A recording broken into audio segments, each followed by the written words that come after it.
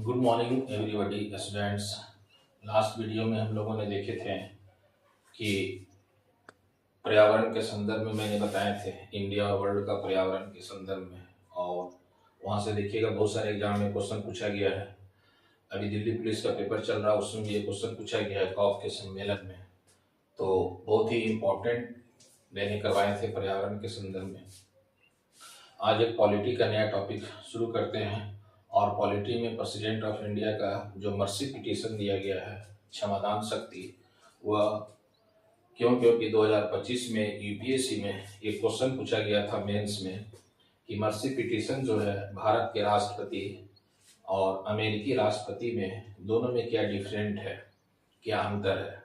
तो मेंस के संदर्भ में भी जो उसमें आएगा पॉइंट उसको हम लोग देखेंगे। तो आज हम लोग देखते हैं अमेरिकी राष्ट्रपति के संदर्भ में तो पढ़ेंगे ही पढ़ेंगे। भारत के राष्ट्रपति जो है और राज्य में जो राज्यपाल है उनके द्वारा जो क्षमादान की शक्ति है, मर्सी पिटीशन है, वह किस प्रकार रखा गया है। जैसे फांसी की सजा को माफ करने का अधिकार भारत के राष्ट्रपति को है। डेथ पेनल्टी जो है उनको अंतिम रूप से फांसी की सजा को माफ करने का अधिकार किसे है, तो भारत के राष्ट्रपति को है, और वह किस अनुच्छेद के तहत है। फिर इसके अलावा भारत के राष्ट्रपति का अन्य जो पावर है, इसी के संदर्भ में हम लोग देखेंगे एक एक करके। तो भारत में राष्ट्रपति की न्यायिक शक्ति,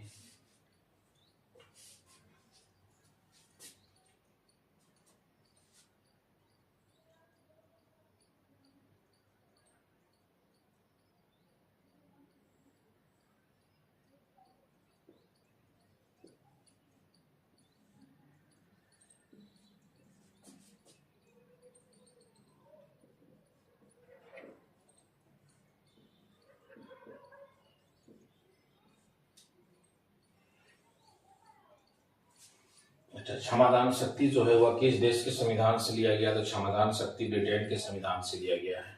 और अनुच्छेद 72 के तहत भारत के राष्ट्रपति को क्षमादान की शक्ति दिया गया है, और 161 के तहत राज्यपाल को क्षमादान की शक्ति दिया गया है।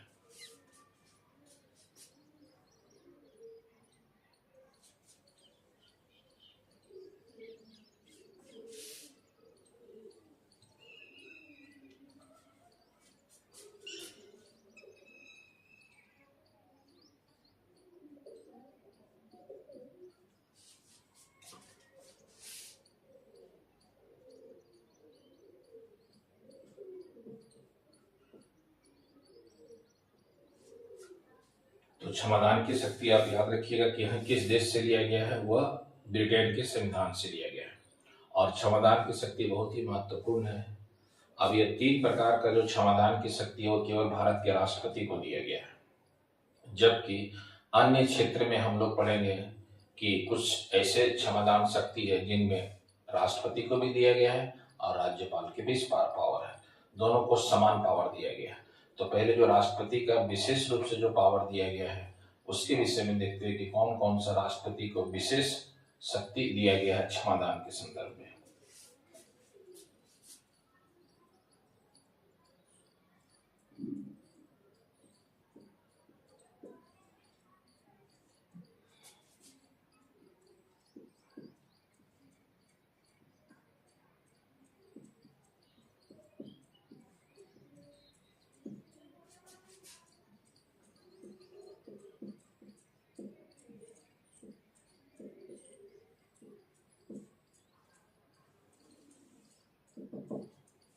सबसे पहले तो है कि भारत के किसी भी नागरिक को सर्वोच्च न्यायालय जब फांसी की सजा या मृत्युदंड डेथ पेनल्टी का आदेश देता है, तब भारत के राष्ट्रपति उस व्यक्ति के मृत्युदंड की सजा को या फांसी की सजा को माफ कर सकते हैं।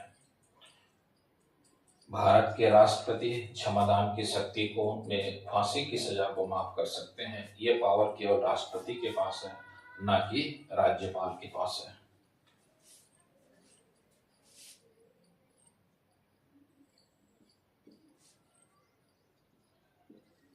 यदि सर्वोच्च न्यायालय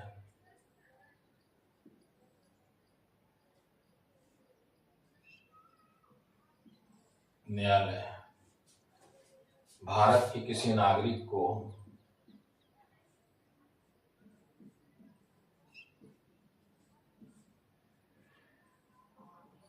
नागरिक को मृत्युदंड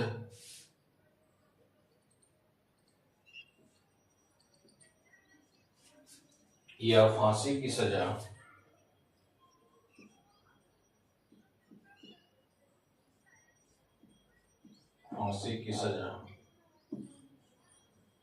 का आदेश देता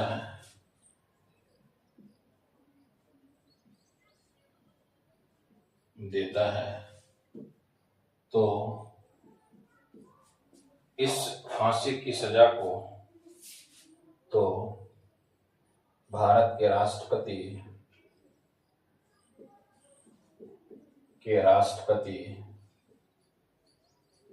फांसी की सजा को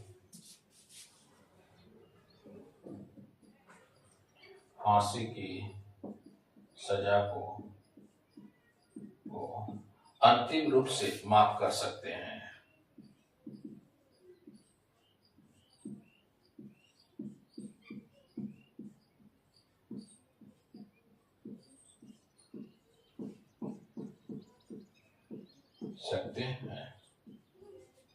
इसका अर्थ यह हुआ कि कहीं न्यायिक भूल में सुधार जो है अंतिम रूप से भारत के राष्ट्रपति के द्वारा किया जाता है, और न्यायिक भूल में सुधार करके जीने का अधिकार अनुच्छेद 21 को जो है उस नागरिक पर इंप्लीमेंट किया जाता है कि उन्हें जीने का अधिकार दिया जाएगा। तो यह फांसी की सजा हो या डेथ पेनल्टी हो, इसको अंतिम रूप से जो माफ करने का अधिकार है वह केवल राष्ट्रपति को दिया गया है। पहला। सेकंड,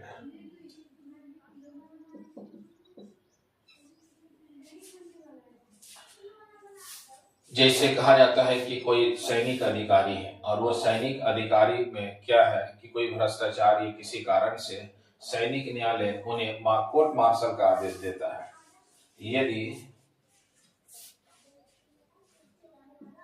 यदि भारत के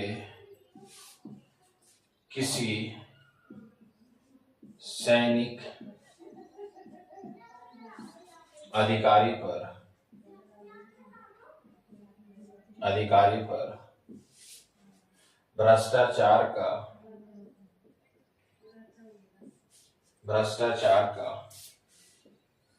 आरोप लगता है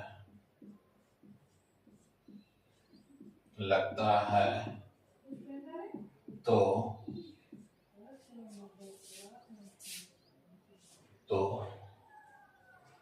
सैनिक न्यायालय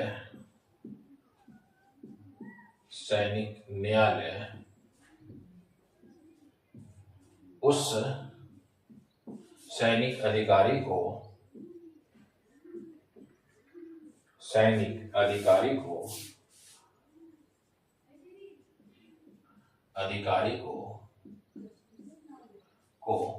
कोर्ट मार्शल का आदेश देता है।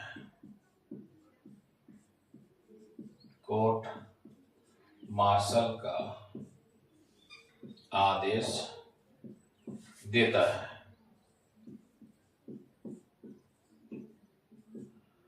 इस कोर्ट मार्शल के आदेश को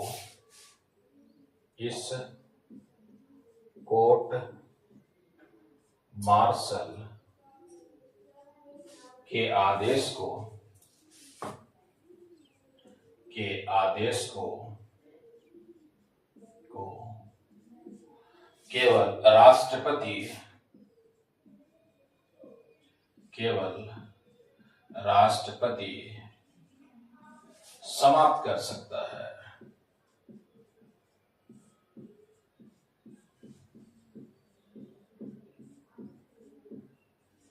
तो आप इसमें याद रखिएगा, कोर्ट मार्शल के आदेश, किसी भी भारत में सैनिक न्यायालय है, सैनिक अधिकारी है और उसे कोर्ट मार्शल का आदेश दिया जाता है और वह सैनिक अधिकारी राष्ट्रपति के पास उस कोर्ट मार्शल के आदेश को रद्द करने के लिए अपना पिटीशन दायर करता है, दया याचिका दायर करता है, तो भारत के राष्ट्रपति उस कोर्ट मार्शल के आदेश को रद्द कर सकते हैं।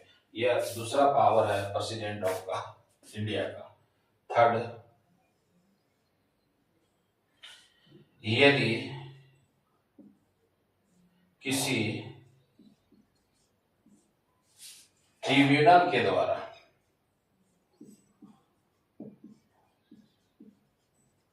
ट्रिब्यूनल या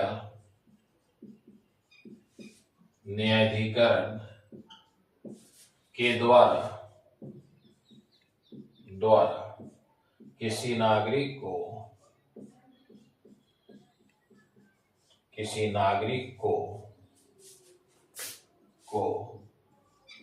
सजा का आदेश देता है,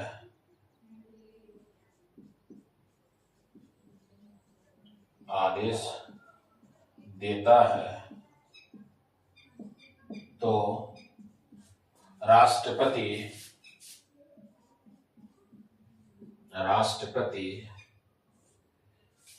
इस ट्रिब्यूनल के आदेश को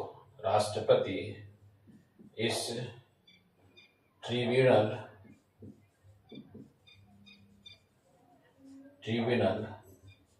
के आदेश को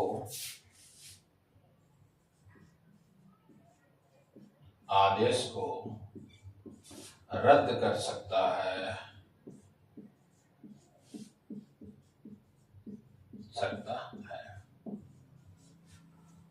ये जो 3 पावर दिया गया है, ये केवल प्रेसिडेंट ऑफ इंडिया को दिया गया है। ये पावर राज्यपाल के पास नहीं है, गवर्नर ऑफ स्टेट के पास ये पावर नहीं है। ये केवल और केवल भारत के राष्ट्रपति के पास ये शक्ति दी गई है।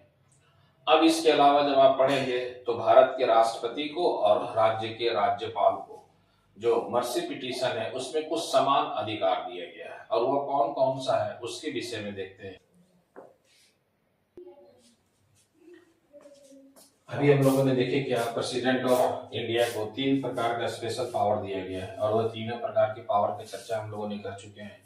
इसके बाद देखिएगा, प्रेसिडेंट ऑफ इंडिया और स्टेट ऑफ गवर्नर दोनों को समान शक्ति दिया गया है, और वो जो समान शक्ति है ये आप देखिए, मैं यहाँ लिखा हुआ हूँ, वो कौन कौन से समान शक्ति है। जैसे पहला जो लिखा हुआ है लघुकरण, अभी देखेंगे लघुकरण को इंग्लिश में कहते हैं कॉम्यूटेशन का अर्थ हुआ नेचर चेंज। अभी क्या इसका परिभाषा क्या होगा और इसमें क्या एग्जाम्पल देंगे उसके विषय में भी हम देखेंगे। केवल हम लोगों ने जो लिखे हैं उसके विषय में मैं आपको बता रहा हूँ कि भारत के राष्ट्रपति को और राज्यों के राज्यपाल को ये समान पावर दिया गया है, और ये समान पावर दोनों में से कोई भी दया याचिका, चाहे वह राज्यपाल के पास दया याचिका करे, ये 5 पावर दिया गया है जो प्रेसिडेंट को भी और गवर्नर को भी समान पावर दिया गया है। दोनों ये इससे कम कर सकते हैं, लघुकरण करना, कम करना क्या है, नेचर चेंज कर सकते हैं। परिहार को इंग्लिश में कहते हैं रेमिटेंस या रिमिशन, रिड्यूस करना।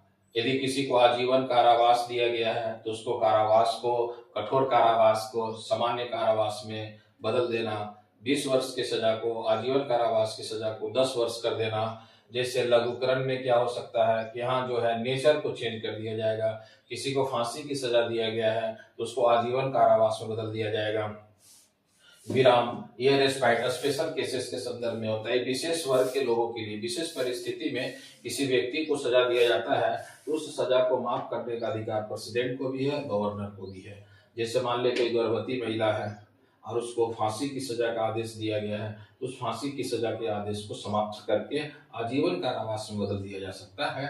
यहाँ क्या हुआ, विशेष केस में कोई विकलांग व्यक्ति हो, कोई बुजुर्ग व्यक्ति हो, तो इसके संदर्भ में हम लोग रिस्पाइट का प्रयोग करते हैं, और वह प्रेसिडेंट भी कर सकते हैं और गवर्नर भी कर सकते हैं। इसके बाद है प्रविलंबन, रिप्रीव। जैसे मान ले हैं किसी व्यक्ति को सजा दिया गया है और उस व्यक्ति को 1 फरवरी 2026 को जेल जाना है, तो राज्यपाल भी और राष्ट्रपति भी यदि उनके पास मर्सी पिटीशन करता है वो व्यक्ति, तो उससे 1 फरवरी की जगह उसको बढ़ा करके 1 जून कर सकते हैं। यह किसी व्यक्ति को फांसी की सजा दिया गया है, यह आपको है मृत्युदंड की सजा दिया गया है, और उस मृत्युदंड की सजा को कुछ समय के लिए निलंबित कर सकते हैं, डिले कर सकते हैं, वो हो गया प्रविलंबन। क्षमा करने का मतलब है कि भारत के राष्ट्रपति यदि किसी व्यक्ति को क्षमा करते हैं या राज्यपाल किसी को क्षमा करता है तो इट्स रिमूव फ्री, वह पूरी तरह से मुक्त हो जाएगा, जो इससे जुड़ा हुआ। ये 5 टर्मिनोलॉजी है जो अक्सर एग्जाम में भी पूछा जाता है। आप इसका मीनिंग याद रखेंगे तो वहां से क्वेश्चन इजी से बन जाएगा कि लघुकरण में है कम्यूटेशन है, इसका नेचर चेंज हो जाएगा। जैसे परिहार है, रेमिट, इसका रिड्यूस हो जाएगा, सजा को कम करके किया जाएगा। प्रविलंबन भी, इसको डिले किया जा सकता है। विराम, रेस्पाइट, यह स्पेशल केसेस के संदर्भ में होगा। गर्भवती महिला, विकलांग व्यक्ति, बुजुर्ग व्यक्ति के संदर्भ में यह लागू होगा। क्षमा, पार्डन, जैसे भारत के राष्ट्रपति या राज्यपाल किसी को क्षमा देते हैं तो पूरी तरह से इट्स रिमूव फ्री, वो पूरी तरह से मुक्त हो जाएगा। तो यह 5 प्रकार का है जो प्रेसिडेंट ऑफ इंडिया को भी दिया गया है और गवर्नर ऑफ स्टेट को भी दिया गया है, जो दोनों को समान पावर है। मर्सी पिटीशन वहां पर जब किया जाएगा तो दोनों में से व्यक्ति इसको क्षमा कर सकते हैं। अब इसकी परिभाषा क्या है, उस परिभाषा को देखते हैं।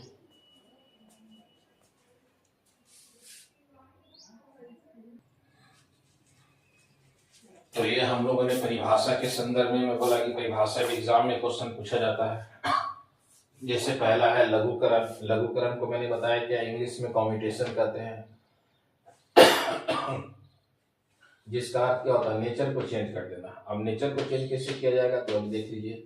जैसे किसी कठोर प्रकृति के दंड के स्थान पर हल्की प्रकृति का दंड दिया जाना। जैसे मान ले कोई व्यक्ति है जिसको आजीवन या मृत्यु दंड या आप कह सकते हैं कि फांसी की सजा का आदेश दिया गया है और उसको फांसी दिया जाएगा, तो उसने मर्सी पिटीशन किया भारत के राष्ट्रपति के पास। तो प्रेसिडेंट ऑफ इंडिया ने क्या किए कि जो फांसी की सजा था उसको आजीवन कारावास में बदल दिए, मतलब उसके नेचर को बदल दिए। और नेचर जहां चेंज होगा वह हो जाएगा कम्यूटेशन या लघुकरण हो जाएगा। यह राष्ट्रपति भी कर सकते हैं और राज्यपाल के पास भी पावर वो भी कर सकते हैं। सेकेंड है परिहार, इसको इंग्लिश में कहते हैं रेमिट, रेमिटेशन या रिमिशन, जिसका अर्थ होता है रिड्यूस करना। जैसे कोई सजा है तो उसको रिड्यूस कैसे किया जाएगा, तो इसकी परिभाषा है दंड के आदेश की प्रकृति बदले बिना कि दंड की मात्रा को बदल देना। जैसे मान लेते हैं कि किसी व्यक्ति को आजीवन कारावास, कठोर आजीवन कारावास की सजा दिया गया है, तो उसकी प्रकृति नेचर में बदलाव नहीं करेंगे, उसके नेचर में किसी प्रकार का बदलाव नहीं होगा, बल्कि उसके नेचर वही रहेगा, उसके सजा को कम कर देंगे। जैसे आजीवन कठोर कारावास में क्या होता है, 20 वर्ष की सजा होता है, तो उस 20 वर्ष की सजा को कम करके हम क्या कर सकते हैं, 10 वर्ष कर सकते हैं। उसके नेचर में बदलाव नहीं किया गया है, कठोर कारावास का ही रहेगा सजा, लेकिन उसमें क्या है कि आपको है 20 वर्ष की जगह पर कितना कर दिया गया, 10 वर्ष कर दिया गया, उसकी मात्रा में बदलाव कर दिया गया है। इसीलिए यह है परिहार, रेमिट है। जैसे आजीवन कठोर कारावास के स्थान पर 10 वर्ष कर देना या 6 वर्ष की सजा को कम करके 2 वर्ष कर देना। परिहार का मतलब यही है, रेमिटेंस का मतलब यही है कि कठोर कारावास की सजा को कम करके उसको हल्के, कठोर कारावास की सजा है तो उसको क्या करना है, नेचर में किसी प्रकार का बदलाव नहीं करना है, वो कठोर कारावास ही रहेगा। आजीवन कारावास है तो 20 वर्ष की जगह उसको 10 वर्ष कर दिया जाएगा। यदि किसी व्यक्ति को 6 वर्ष की सजा दिया गया है तो सजा को कम करके 2 वर्ष किया जाएगा। तो प्रकृति में कोई बदलाव नहीं है, बल्कि उसकी मात्रा में बदलाव कर दिया गया है, और उसी को कहा गया है रेमिशन, रेमिटेंस या रेमिट कहा गया है। तीसरा है विराम। विराम जो है इसको इंग्लिश में कहते हैं रेस्पाइट। रेस्पाइट एक स्पेशल केस के संदर्भ में होता है। स्पेशल केस के संदर्भ में क्या होगा कि जैसे पहले इसकी परिभाषा देखते क्या है, उसके बाद चर्चा करते हैं। परिभाषा में कहा गया है कि दंड पाए हुए व्यक्ति की विशिष्ट अवस्था, जिस व्यक्ति को अपराधी बनाया गया है या अपराधी कोई व्यक्ति है तो उसकी विशिष्ट अवस्था के कारण उसके दंड की कठोरता को कम करना। कोई भी अपराधी हो तो अपराधी के लिए क्या है कि वो विशिष्ट अवस्था को देखा जाएगा, क्यों किस अवस्था का। तो यहाँ पर विशिष्ट अवस्था में 3 केस रखा गया है। एक गर्भवती महिला को लिए रखा गया, जैसे मान लेते हैं किसी गर्भवती महिला को फांसी की सजा का आदेश दे दिया गया है। अब वो फांसी की सजा को दे दिया गया है तो उसके साथ साथ क्या है, उसका एक बच्चा भी है, तो इसलिए उसको फांसी की सजा को क्या कर सकता है कि विशिष्ट करके उसको खास करके स्पेशल केसेस के संदर्भ में यह किया जाएगा कि वो फांसी की सजा को माफ करके आजीवन कारावास में बदल दिया जाएगा।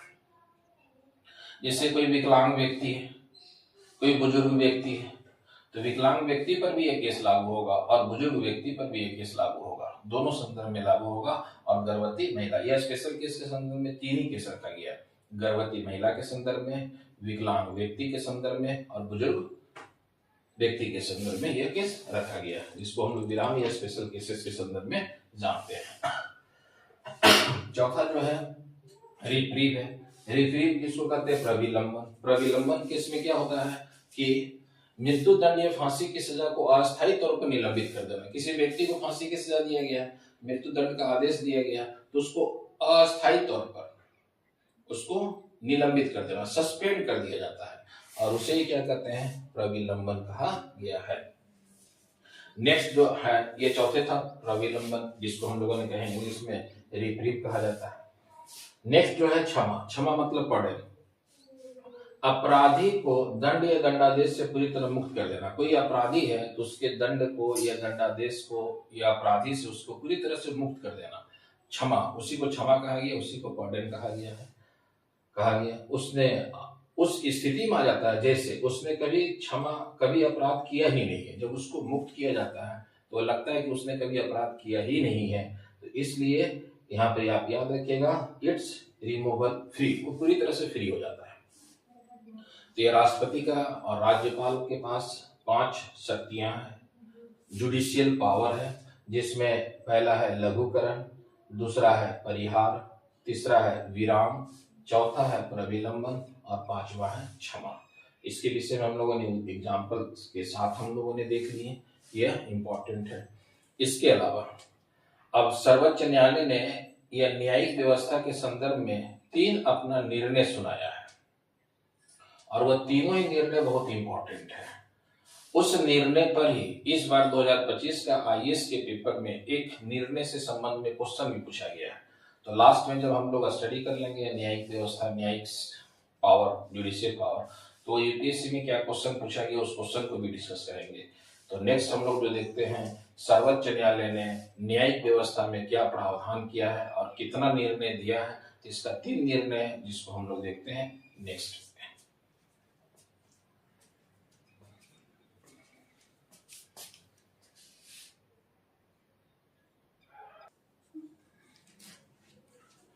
सर्वोच्च न्यायालय के द्वारा न्यायिक शक्ति में महत्वपूर्ण वाद, और इसमें 3 प्रकार का वाद है जिसके विषय हम लोग को चर्चा करना है जो महत्वपूर्ण है। पहला जो वाद है मारू बनाम भारत संघ वाद है, 1980 में आया था। मारू बनाम भारत संघ वाद 1980 में। दूसरा जो विवाद है वाद है वह केहर सिंह बनाम भारत संघवाद 1988 में, 1988 में। पहला 1980 में, दूसरा 1988 में। तीसरा जो है ए कोरू सुधारक बनाम आंध्र प्रदेश राज्यवाद 2006 में आए, और तीनों वाद में जो है क्षमादान के संबंध में अपना वाद में तर्क दिया है। ये अपने निर्णय को सुनाया है सुप्रीम कोर्ट ने कि राष्ट्रपति और राज्यपाल यदि किसी को क्षमा देते हैं तो वह क्या उसमें वाध्यता होगा, क्या उस क्षमा में लागू होगा, उसी चीजों को ध्यान में रखना है। और इसी के आधार पर देखिएगा 2025 में यूपीएससी में सेम यहीं से लाइन उठा करके क्वेश्चन पूछा गया है प्री में 2025 का। फिर मैंने बोला क्या कि अभी जो मेंस का एग्जाम हुआ है 2025 का, उसमें राष्ट्रपति की क्षमादान शक्ति के संदर्भ में और अमेरिकी राष्ट्रपति की क्षमादान शक्ति के संदर्भ में तुलनात्मक अध्ययन बोला गया है। तो आप इतना याद रखिएगा कि भारत में राष्ट्रपति जो भी क्षमादान करते हैं उसमें बाध्यकारी है, न्यायिक गुण को सुधार करने के लिए करते हैं, अनुच्छेद 21 को इम्प्लीमेंट करने के लिए करते हैं, जो महत्वपूर्ण है यहाँ आपको है। जबकि यहाँ डायरेक्ट आपको राज्यपाल के पास और राष्ट्रपति के पास आप क्षमादान के लिए मर्सी पिटीशन दायर कर सकते हैं, लेकिन अमेरिका के राष्ट्रपति जब है किसी क्षमादान होता है तो वहाँ सबसे पहले डिपार्टमेंट ऑफ जस्टिस उसको रेटिफाई करता है, और डिपार्टमेंट ऑफ जस्टिस जो है रेटिफाई करेगा, उसके बाद वहाँ के प्रेसिडेंट जो है वह क्षमादान के संबंध में अपना विचार करेंगे। और वहाँ भी जो प्रेसिडेंट किसी भी व्यक्ति को क्षमा देते हैं तो वहाँ भी कार्यपालिका जो वहाँ पर कैबिनेट है, राष्ट्रपति का जो कार्यपालिका है उसका निर्णय होना अनिवार्य है, जो सबसे महत्वपूर्ण बताया गया है। और इसी चीजों को जानना था उसको मेंस में जो पूछा गया था आईएएस के मेंस में। तो आप इसमें याद रखेंगे जो एग्जाम में क्वेश्चन पूछा जाता है।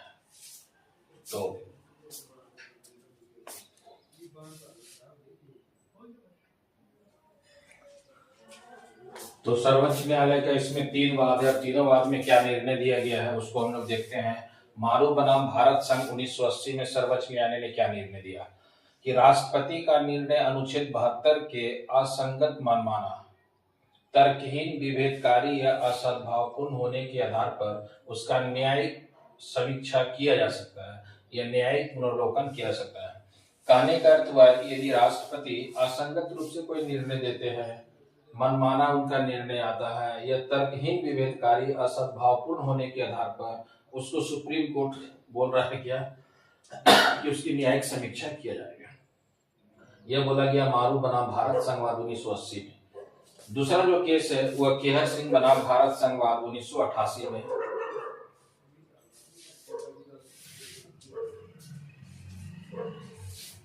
केहर सिंह बनाम भारत संघवाद 1988 में। इसमें निर्णय क्या दिया गया है? इसमें बोला गया कि इस वाद में सुप्रीम कोर्ट ने कहा कि अनुच्छेद 72 के अधीन राष्ट्रपति को मौखिक सुनवाई का अधिकार नहीं है।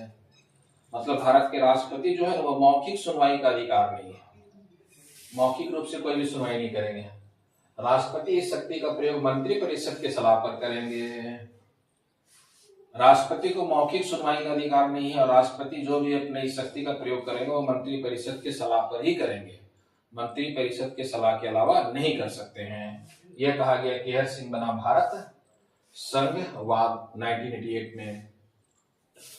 तीसरा जो मामला आया था वो आपको है ई पूरी सुधारक बनाम आंध्र प्रदेश राज्यवाद 2006 में आया था। इस वाद में सर्वोच्च न्यायालय ने स्पष्ट 2 निर्णय दिया है, कहा है। पहला निर्णय दिया है, बोला है क्या, ये पूरी सुधारक बनाम आंध्र प्रदेश राज्यवाद में पहला निर्णय में बताया सुप्रीम कोर्ट कि क्षमादान की शक्ति का प्रयोग राजनीतिक, धार्मिक, जातीय आधारों पर किया जाना संविधान की अवहेलना के समान माना जाएगा। यदि भारत के राष्ट्रपति क्षमादान शक्ति का प्रयोग राजनीतिक आधार पर करते हैं, धार्मिक आधार पर करते हैं या जातीय आधार पर करते हैं तो ये माना जाए कि वो संविधान की अवहेलना कर रहे हैं। पहला निर्णय। दूसरा निर्णय में बोला गया, सुप्रीम कोर्ट ने क्या बोला, ऐसे मामलों में न्यायालय राष्ट्रपति और राज्यपाल की क्षमादान संबंधी शक्ति के प्रयोग के आधारों पर पुनः समीक्षा कर सकता है। जैसे मान ले भारत के राष्ट्रपति ने इस प्रकार का कोई निर्णय दिया है तो उस निर्णय का, राज्यपाल के निर्णय का वह समीक्षा, पुनर्लोकन, न्यायिक, जुडिशियल या न्यायिक समीक्षा किया जा सकता है। यह राष्ट्रपति के संबंध में 3 सर्वोच्च न्यायालय में केस सुनाया गया है। अब उस केस के आधार पर यूपीएससी में कौन सा क्वेश्चन आया है उस क्वेश्चन के विषय में 2025 में जो पूछा गया है, अभी मैंने मेंस के विषय में आपको बताया, प्री में जो क्वेश्चन पूछा गया वो क्वेश्चन लिख के मैं डिस्कस करता हूँ और उस पर आपसे वह फिर न्यायिक शक्ति के संबंध में राष्ट्रपति का जो इंपॉर्टेंट पॉइंट है वो आपको राज्यपाल का हुआ उसको आप पढ़ेंगे, जो मेन टॉपिक मैंने डिस्कस कर दिया हूं।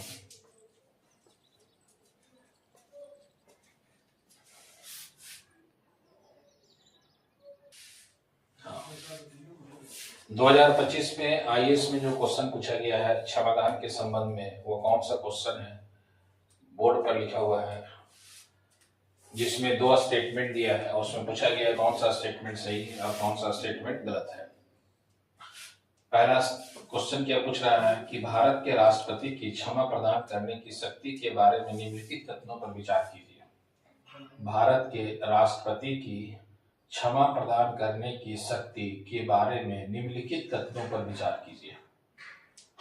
अब उसमें पहला स्टेटमेंट दे रहा है और पहला स्टेटमेंट जो है वह राष्ट्रपति के संदर्भ में,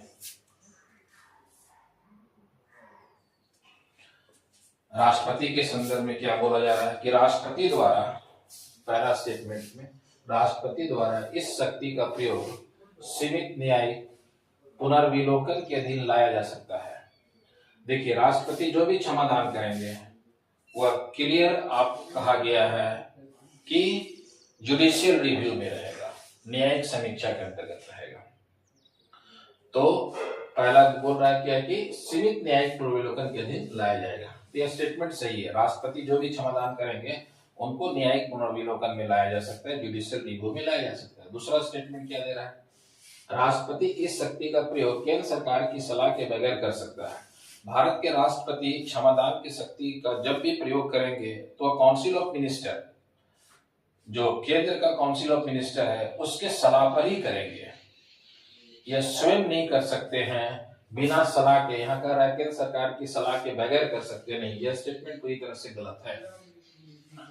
तो यह इसका आंसर हो जाएगा, ये जो इससे जुड़ा हुआ है। तो क्षमतान शक्ति के संदर्भ में प्री में भी क्वेश्चन आया, 2025 में मेंस में क्वेश्चन आया है कि भारत के राष्ट्रपति जो क्षमतान करते हैं वो अमेरिकी राष्ट्रपति के क्षमतान से किस प्रकार भिन्न है, ये किस प्रकार का अंतर है। इसके विषय में मैंने बता दिया था कि अमेरिका में क्षमतान शक्ति का प्रावधान से पहले राष्ट्रपति के पास डायरेक्ट आप मर्सी पिटीशन नहीं कर सकते, बल्कि उससे पहले डिपार्टमेंट ऑफ जस्टिस, जो वहाँ का न्यायिक विभाग है, वहां आपको पहले इसका दायर करना पड़ेगा याचिका मर्सी पिटीशन के लिए। वहां से विचार होने के बाद वो राष्ट्रपति के पास जाएगा, राष्ट्रपति फिर उस पर अपना निर्णय देगा।